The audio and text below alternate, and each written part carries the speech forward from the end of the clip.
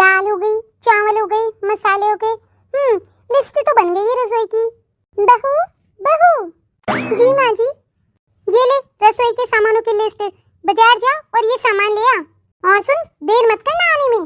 जी माँ जी, मैं बस अभी गई और थोड़ी देर में आ जाऊंगी। इतनी देर हो गई है इसको, पता नहीं कहाँ गई है। बस इसको तो घर से बाहर निकलने का कोई बहाना चाहिए। कहाँ रह गई थी तू? इतनी देर से आई है। माँ जी वो बाजार में बहुत भीड़ थी इसलिए समय लग गया। समय लग गया या फिर तुझे घर से बाहर निकलने के बहाने चाहिए? नहीं नहीं माँ जी, मैं सच बोल रही हूँ। जा मेरे लिए खाना बना। अच्छा माँ जी। बहू बहू। जी माँ जी। कितनी बार कहा है तुझे कि ये चावल कुकर में मत बनाया कर, कढ़ाई में बनाया कर। कुकर में बनाया ना तूने फिर से।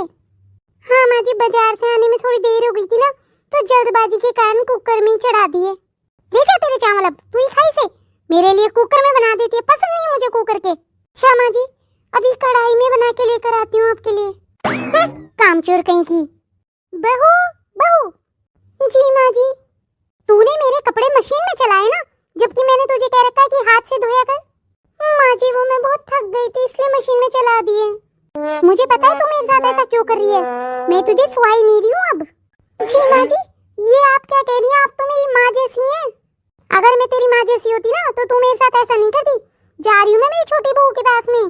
तूने तो जीना हराम कर दिया मेरा। मेरी छोटी बहू को देख कितना प्यार करती है, रोज फोन करके मेरा हाल चाल पूछती है। बस मैं उसी के साथ रहूंगी। पर माँ जी आप हमें छोड़ के चल जाएंगी। माँ जी मेरी गलती हो गई, मैं ध्यान रखूंगी। जैसा आप कहेंगी वैसा ही करूंगी।